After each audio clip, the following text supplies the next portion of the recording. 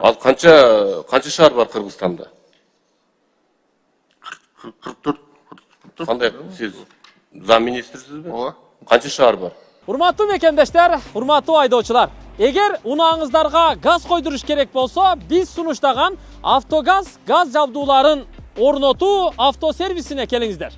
Бишкек шаары Жазыра көчөсү 58Б дареги. Тагыраак айтканда, Чортеков чоң көчөсү менен Ахунбаев проспектиси кесилишет. Бул жерге келсеңиздер, жанында май алмаштыруучу жай бар. Автогаз газ жабдууларын орнотуу ишканасы. Италиянын Tarelli деген редуктор, фильтр, форсунка компьютерлерин коюп берет. Принц деген эң сонун зору дагы бар. Каалаган унааңыздарды алып келиңиздер. Ушул жерде команда эң жакшы кылып сапаттуу коюп бермекчи. Кызматыңыздарда. Суроо берүү үчүн сөз депутат Замирбек Ишалый ишке берилди. Рахмат турага. Урматтуу Искендер Эсенгелдиевич, азыр баяндамаңызды уктук да. Сиз айтып кеттиңиз, азыр 8315 жумуш орну түзүлдү да. Туура айтып. 8315 жаңы жумуш орну. Искендер Эсенгелдиевич, мен эми жанагы жергиликтүү өз алдынча башкаруу органында иштеген адам катары бир суроом бар да. Сиздин ушул жакынкы 3 жылда, быйылкы жылы кандай иш пландарыңыз кандай? Канча жумуш орун түзөсүңөр? Биз алдыбызга койгон жыл сайын 100 мекемеден кем эмес ишкана өнөр жай ишкананы ачууга аракет кылып атабыз. Быйылкы жылкыга деле ушул эле план менен токтобостон иш алып бара турган. Анан кийин жумуш орун санын ушу былтыркыдан кем эмес, бирок эми ар кандай болуп калып атат. Быйылкы жылы чоң ири ишканалар ачылып калса, мындан да көбүрөөк орун болобу деп эсептеп атабыз да. Анткени план боюнча бизде өз негизи 162 өнөр жай ишкана болгон былтыркы жылга, бирок ачылбай быйылкы жылга өттү. Баардыгы болуп 19.000 орун болмокта, иш орун. Ошондо азыркы күндө бизде 11.000 жумушчу орун дагы бар да. Каралып аткан. Мына быйыл биз комитеттин көчмө жыйыны менен Ош Жалотко барып келдик да. ГИКтин кылып жаткан иштери боюнча, ошол жумуш орун түзүлгө боюнча аябай жакшы иш болуп атыптыр да. Менин бир сунушум бар да, Искендер Эсенгелдиевич. Мына СССР малында атайын промзоналарга аян жер берилген. Мына жакында мен Өзбекстанга барып келдим. Өзбекстанда Наманган областында промзонага атайын ушул мына тегиз жер эмес, адырлуу жерлерди берген да, бирок ошол жерде бар ишкерлер орношкон да. Турцияга барып келдик. Турцияда дагы Бурса шаарында атайын ушул ишкерлер үчүн промзоналар берилген да. Бизде кандай планыңыздар бар ушул ишкерлер үчүн, өнөр жайлар үчүн? Рухсат болсо, бизде дагы өнөр жай зоналар район боюнча түзүлгөн.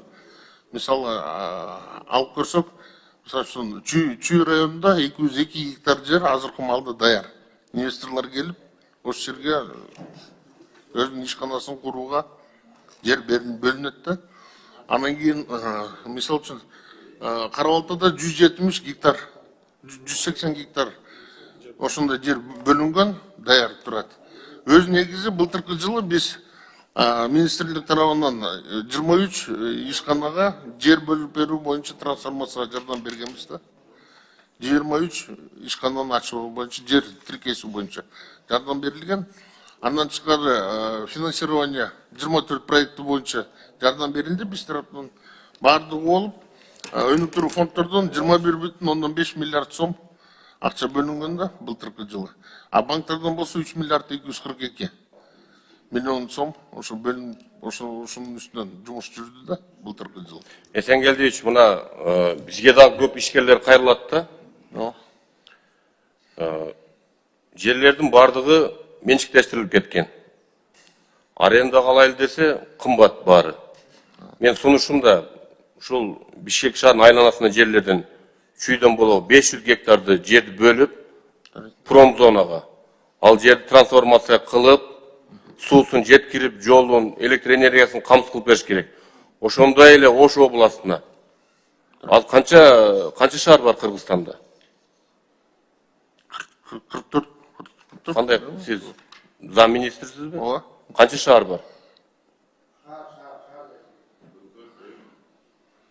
Мен сизден шаарды сурап атам. Кыргызстанда канча областтык маани шаар бар?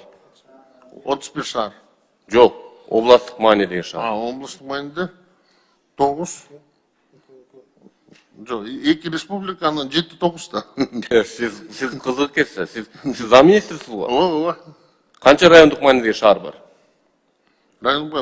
Жалпы саны 31 шаар. Туура эмес айтып атасыз. Республика боюнча жалпы саны. 33 бар. 33. Ол Бишкек менен өзүнчө столица болсун октолор. Эки жазып алыңыз сиз. 2 республикалык маанидеги шаар, 12 областтык маанидеги шаар, 19 райондук маанидеги шаар бар. Сиз буну жатка билишиңиз керек да. Кийинки маселе ушул Ош Бишкек шаарына 500 гектардан промзонага жер бөлсөк, областтык маанидеги шаарларга 200 гектардан бөлүш керек.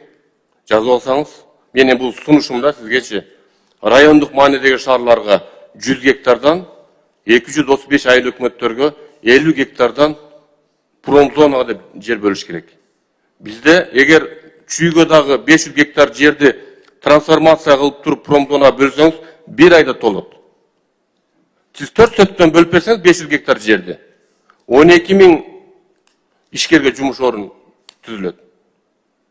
И плюс салыктар менен, кирешелер менен жалпысынан 5 жылда сиз 50 000 жумуш орун түзсөңүз болот. Ошон үчүн эске алып койсоңуз, бизде мындай кыйналган жер издеп, ушундай бизнесте мындай аксаган бизде ишкерлер көп экен да. Биз мамлекет ошолорго жагымдуу шарттар түзүп беришибиз керек. Мен эми ушул министриңиз келсе, ушул суроону берейин дедим эле, келбей калды. Жөн эле мамлекеттен каражат бөлбөстөн эле ушу ишкерлерге промзонага жерди ажыратып, жакшынакай шарттар түзүп берип койсо, бизде ишкерлер аябай көп Кыргызстанда. Түшүнөйүнчү, биз баягы зона деп бөлөбүз деп ойлогонбуз да. Андан кийин ошол зоналарда баягы атайын салыктык режим берели депчи, баягы бутунан турганга чейин деп башында иштей баштаганда. Бирок салык кодексинде сиздер өзүңүздөр колдоп бердиңиздер. 183 беренеде каралды, андан тышкары инвестициялар келүү боюнча 3 беренеге дагы өзгөртүүлөр кирген. Ошол жаңы кирген инвесторлорду куруп бүткөнгө чейинки салыктан бошотуу, андан кийин 1-5 жылдыкка салыктан бошотуу, баягы энди кошумча мал салыгынан, пайда салыгынан, андан кийин сатуудан алуу салыгынан. Ошондой режим менен иштеп атабыз азыркы маалда. Жергиликтүү дагы бизнеске дагы ошондой, и чет өлкөлүк бизнеске да бирдей мамиле кылып, ошонун үстүндө жумуш болот. Рахмат, мен сунушумду эске алып коюңуздар.